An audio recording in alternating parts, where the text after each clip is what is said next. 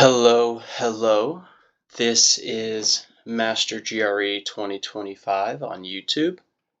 I'm going to be using this video as sort of a general introduction to how the GRE works, what to expect out of the exam, what you're signing up for, why you might even want to be taking it, what would be the purpose for taking the GRE, grading, logistics, and so on. So this is a general breakdown for anybody who has been considering taking the GRE and wants to start moving forward in steps for the exam.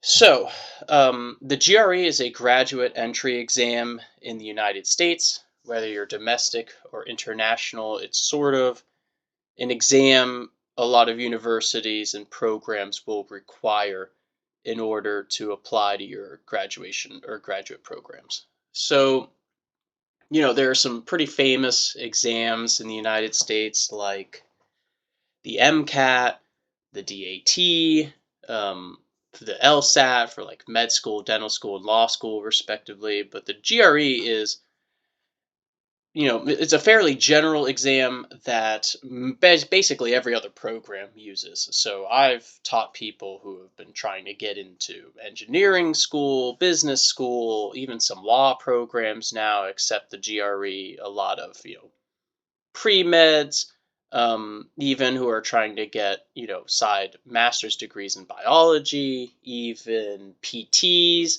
PAs, economics, so on. So it's basically a catch-all for every other type of program. So odds are, unless you're going to med school or, law school or a dental school or something like that, a very specific sort of graduate exam, you're going to have to take the GRE. It's a fairly straightforward exam, so it's actually not that intense. I mean, all graduate exams are pretty intense, but this one's the most forgiving. It's only 3 sections. So it's the writing, it's verbal, and it's quantitative. It's only 3 sections. I draw a line here because writing really is its own beast off to the side. Verbal and quantitative really are their own. That's the real bulk of the exam. But it's just these 3 sections. The writing, you always do first. So the writing, right when you sign up for the test, you sit down to take the exam. It's the first thing you're going to see. You're gonna hit submit or start, and it'll be the first part of the test. It's 1 essay. It's just one.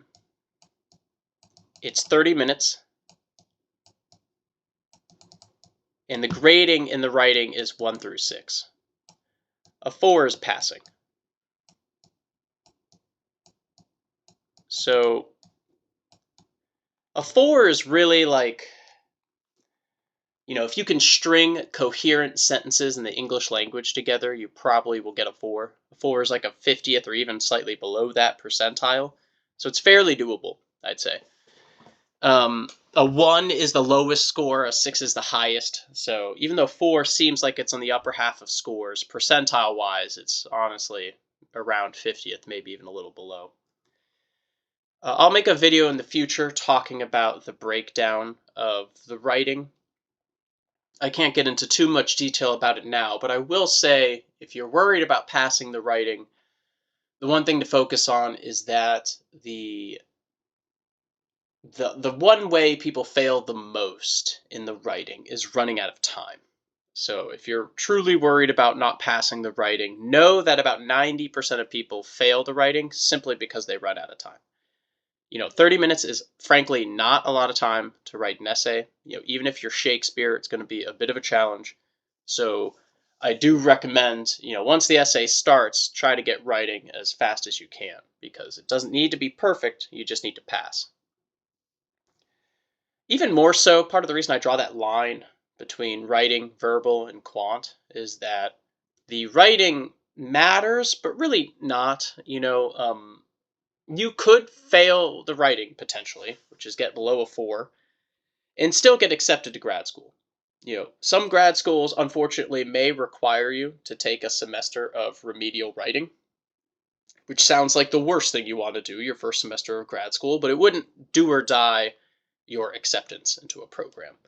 So again, the writing matters, but not too heavily. You just want to make sure you do well enough. And even the highest programs, unless you're applying to just creative writing or something like that, even something like an Ivy League only really cares if you hit a 4. Now, the bulk of the exam, the meat and potatoes of this test, is really the verbal and the quantitative. So if you've ever looked up a GRE score, you've seen this part of the exam here between these scores. You've probably seen something that looks like a 130 to a 170 or a composite of the two of them. And this is where your verbal and quant come in. So there's 2 sections each on this test. The first section of both is going to be 12 questions for both of these. The second section will be 15 questions for both of these, so it expands out a little bit in the second section. They have different times though. So the first verbal is just 18 minutes long, really short for 12 questions. You're really booking it. Quant is a little more at around 21 minutes. The second verbal is around 23 minutes. And the second quant is around 26 minutes. Quant is just a little bit longer because you need to do a lot of calculations and writing stuff out, so they tend to give you a little bit more time on the quantitative side of things. But this is the 2 sections you'll do for each part of the test and how long they will take. If you add all of this up, the writing is frankly the longest at 30 minutes. If you add all of this up, including 1-minute breaks and like a 5 to 10-minute break for snacks and stuff like that, this exam really doesn't go a bit beyond 2 hours. Maybe 2.5 if you want to count like walking in, checking in, sitting down to get ready, or if you're setting up at home, so on. But it's a fairly petite, bite-sized exam. This really is something where you could wake up in the morning, take the GRE, and then potentially have the rest of your day to normally live through. It wouldn't make a difference. So it's a fairly short exam. So that's kind of nice compared to other standardized tests that can go on and on, for 5-6 hours at a time. You really have to dedicate an entire day to this stuff. It's also nice for endurance. It's a short exam, so you really do have to worry about your time. However, you won't really get too tired after 2 hours of an exam. You'll definitely wear down, and endurance is definitely something you should focus on as a student taking this exam. Right when you start your first verbal is very different from how you feel right at the end of the exam with only like 5 minutes left. You'll definitely be more exhausted, a bit more tired, but it is still pretty approachable. 2.5 hours is something that, even for someone who struggles with endurance, it is something you could definitely practice in a short amount of time and try and get a little better at. So what do these numbers actually mean?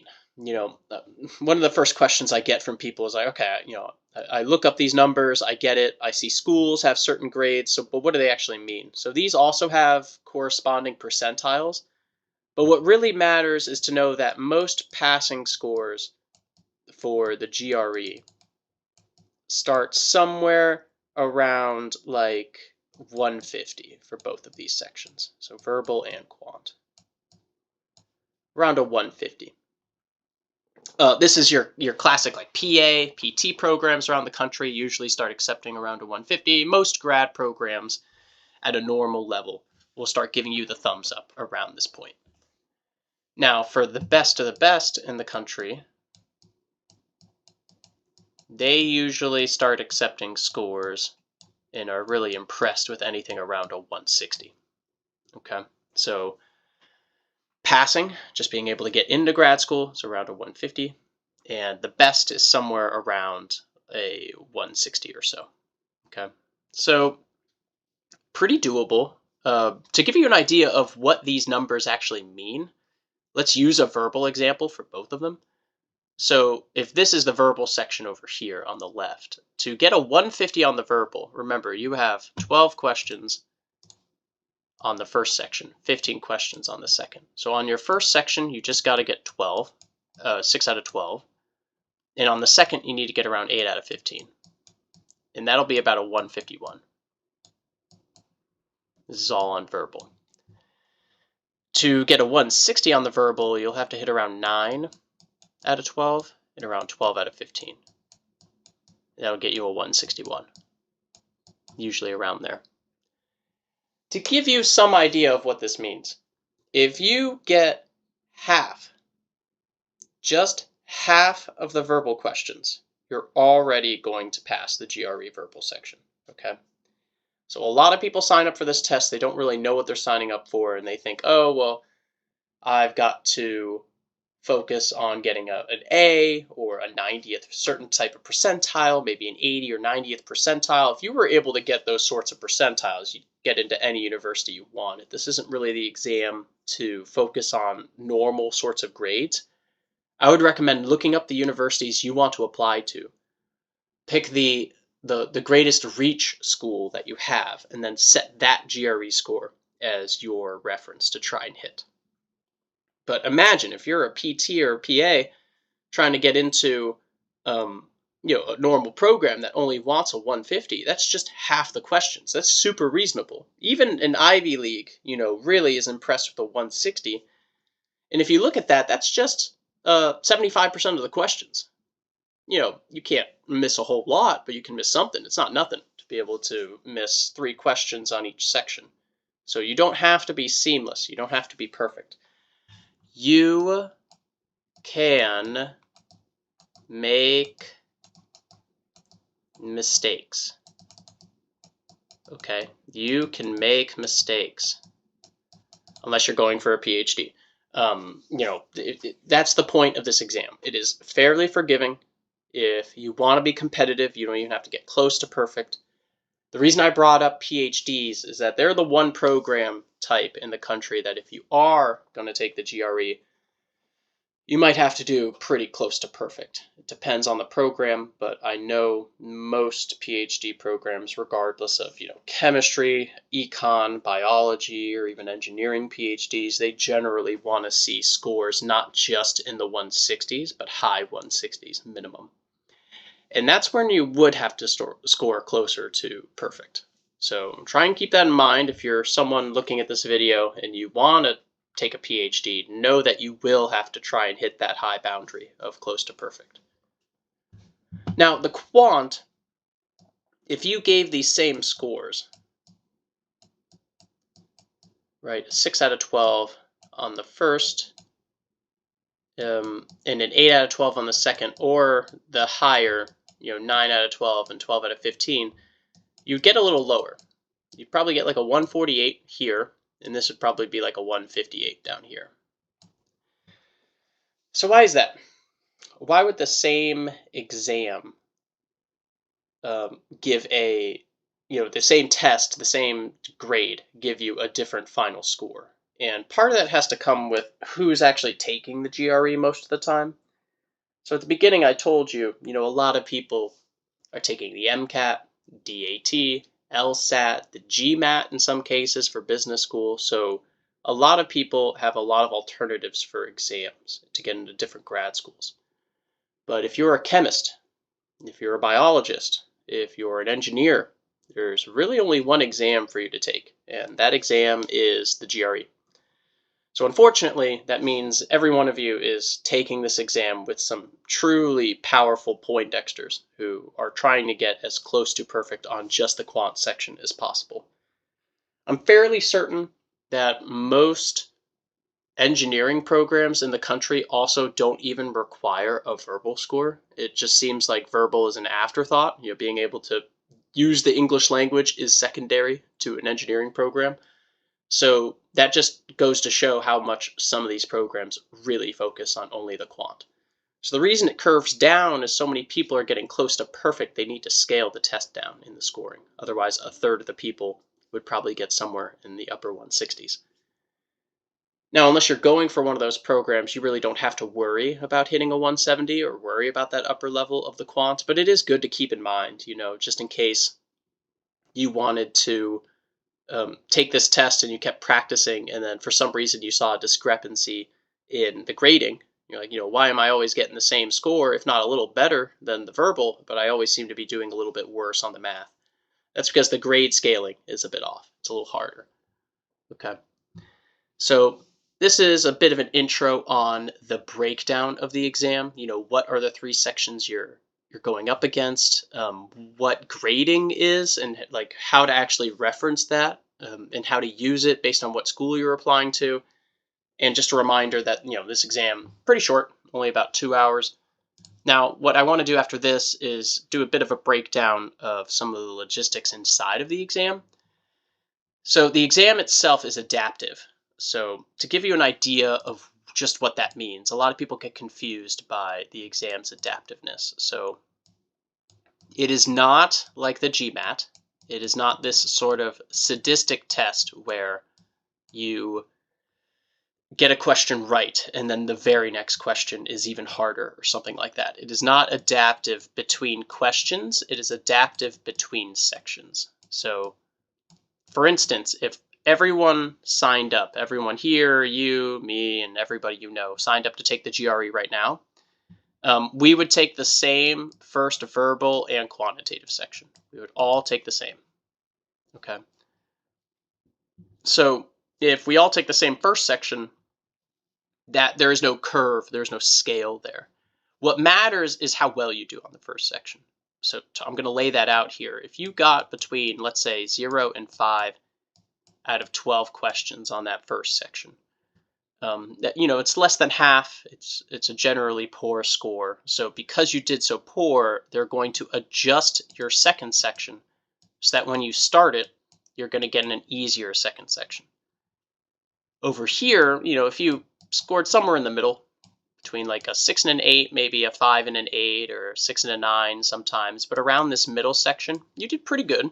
You got at least that half I was talking about on the verbal section before.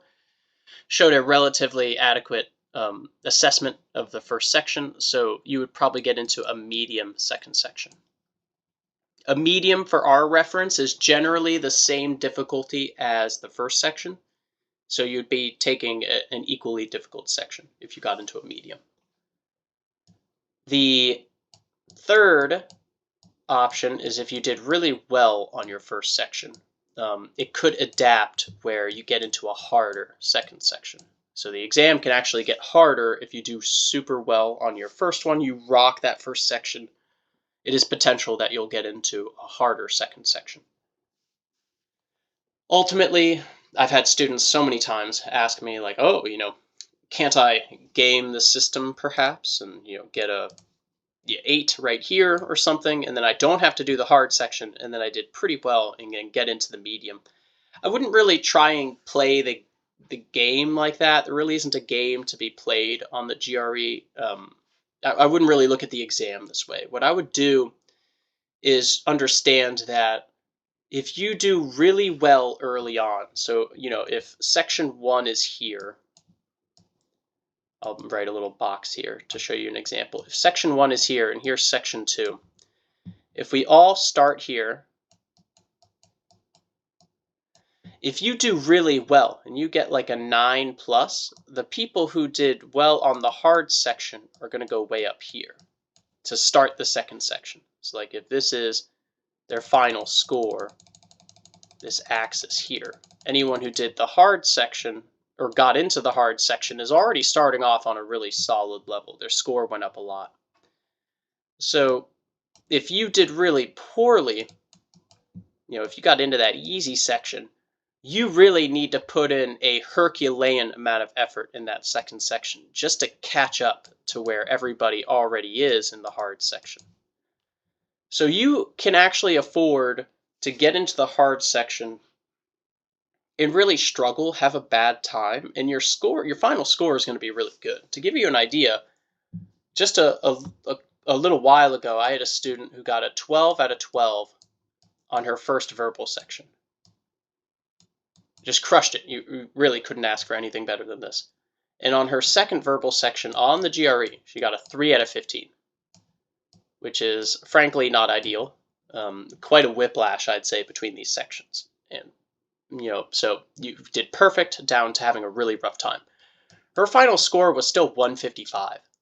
Might have even been a 156, which is pretty staggering. Think about what I said, right? A 150 is passing, a 160 is like Ivy League level. And all of a sudden, You get a perfect on that first section. You get dominated, just destroyed on the second one. You'll still get a really good final score. Because remember, even if you're in this hard section over here and you're struggling, you're already up in this upper echelon of student. Your score is already up here in a good spot. These people in the easy have to score perfect just to get close to where you are on the hard section. So don't try, there's no system to gain their game. There's nothing really to try and take advantage of with this test. Just honestly take it. I would say try and do as well as you can on those first two sections, because even if you struggle later on, you've already got a good score. You know, whatever you come out with, it'll be pretty solid. So try and dominate those first couple sections, and then even if you struggle, it's going to be okay. I can't tell you how many times someone has come up to me and said, oh, I took the exam and, the test got so hard and I got so debilitated, I kind of gave up. And all I can think every time I hear that is like, what are you talking about? Because if the exam got hard, that's great news. That's a fantastic indication that you're doing really well. You're doing exactly what you need to be doing. Because if the test gets hard, you crushed it early on. Now, if the test gets a lot easier and you notice it's getting easier, well, then I would be a bit nervous, because then that means, you probably didn't do that well on the first section. You really have to try and do the best you can, if not close to perfect, on that second one in order to balance out that. So this is how the test is adaptive. It has nothing to do with the first section. Everybody gets the same first section, or at least the same level of difficulty on the first section. And then depending on how well you do on the first section, it will adapt into the second one. There is no adaptiveness on the writing, just because there's only one essay, so that doesn't really pertain to that part of the test. Really why I mentioned, the writing really is this thing off to the side, because most of the exam is the verbal and the quant. That is the part of the exam that is adaptive and adjusts in difficulty. You should also know that just because a section is harder doesn't mean every question is hard. Same goes for the easy. Just because it's easy doesn't mean every question's easy. It just means on average more questions are hard, or more questions are easy, depending on which one you get into. So if you get into the hard section, there are going to be easier questions. It just means on average, you're going to get some harder ones, but there will be easy questions. And the same goes for the easy section. If you think, well, at least if I'm in the easy, it's going to be a cakewalk. Nope. There's going to be some hard ones in there. You're going to have to be willing to deal with that. And they might even be a struggle, even though it's supposed to be an easy section. So please keep that in mind. These are all just on average. So it doesn't necessarily mean every question is much easier. Okay. So this is talking about adaptiveness. This up here is talking about the structure of the exam and why you'd want to sign up. So let's go a little bit further. I'll come back to the materials we use on the book in a little bit. I just want to use this space. So let's actually talk somewhat about logistics for this test. So the GRE is an exam that, like I said, it takes about 2 hours. Maybe a little more, maybe 2.5, but about 2 hours. You can take it online or in person. So keep in mind, even though there's two options here, no matter what,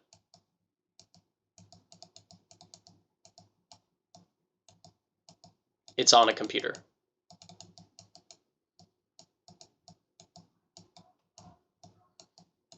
Okay. So in a lab sounds like, oh, I'm going to do it on a computer, and maybe online at home means I can, no matter which way you interpret this, maybe in person you thought, oh, maybe I can do it in paper there, and online at home is how I do it on a computer. No, they're both on a computer no matter what.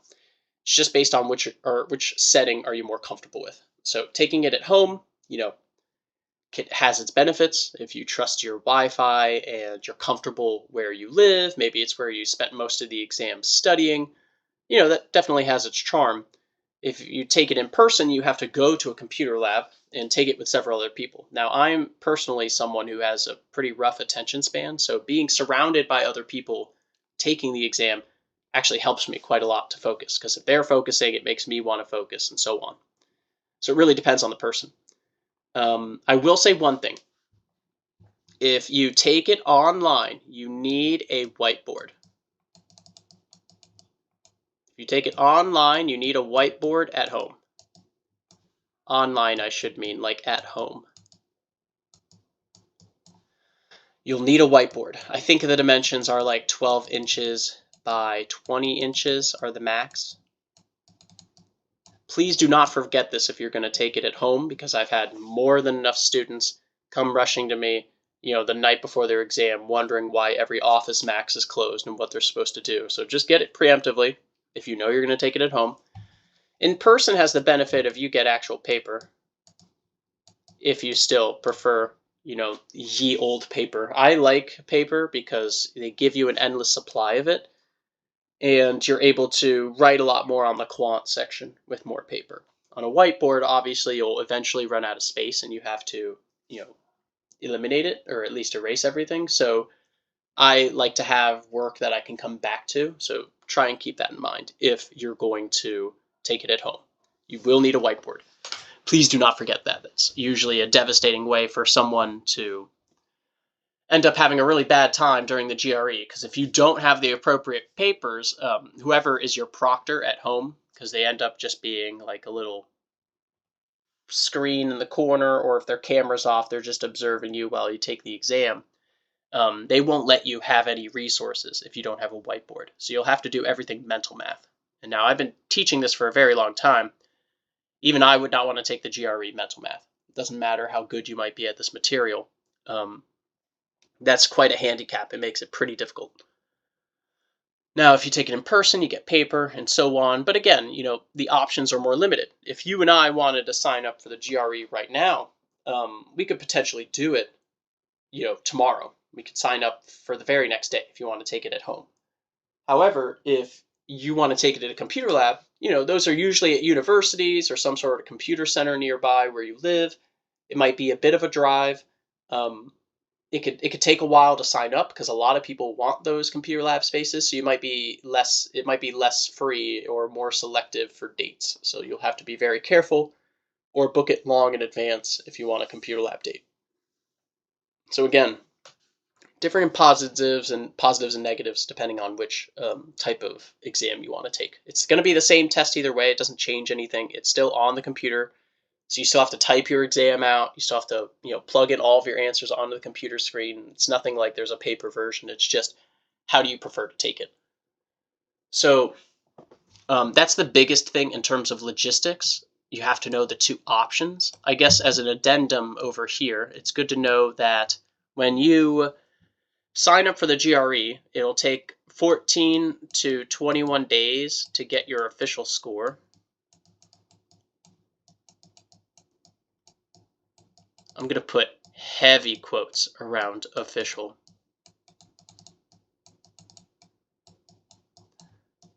Because really, when you hit submit the first time, when you hit submit at the end of your exam, your actual score pops up and hits you in the face. Now, nobody told me that the first time I took it, so it was quite a surprise. But just so you know, when you're taking this exam, be mindful when you hit submit, you're going to know what you're going to get immediately. So with that in mind, what does it mean by getting your official score? That just means they need to grade the essay. So it might take a couple weeks to grade the essay, but more likely than not, in practice,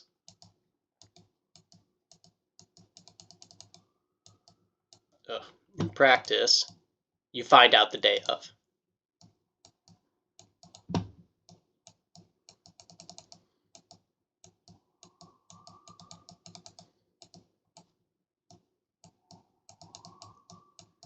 Try and get over the shock in the moment. If you like it, great. If you don't, you can start trying to think of alternatives or options, or whether it's really that bad of a score. Everyone's just kind of shocked when they hit submit and then instantly see it, because it's an online exam. It can grade everything in the moment. The only thing that's unofficial about your score the day of is because they haven't graded the essay. But the important part of your test, which is the verbal and the quant, will already be graded. So please keep that in mind. If you love your score, great. The day of the exam, you can send your score to like 4 universities for free. I highly suggest you do that, because if you love your score and you wait to do it any other day, it costs like $25 to officially send your scores to universities you're applying to. So that's like $100 you save right there just by doing it the day of, especially if you like your score. Like this is something that's offered to you, you should really take it. What do we have besides this? We have online versus in person. We have the logistics of how often you can sign up. I guess it's important to know you can take it, once every 3 weeks.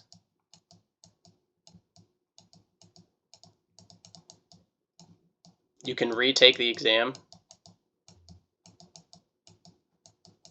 You can take it 5 times a year.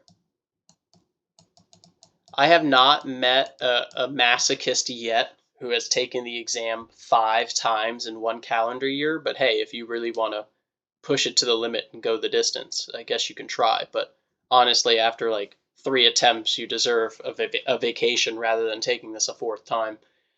Those are the general logistics of signing up for this test. So you can take it in a lab or in person. If you're taking it in a lab, you need a whiteboard. In person, you need paper. You find out what your score is the day of, but it takes about 14 days or so to get your official score. It'll take 3 weeks between the time you take the exam to signing up for it a second time. And this is really important to remember. You can take the GRE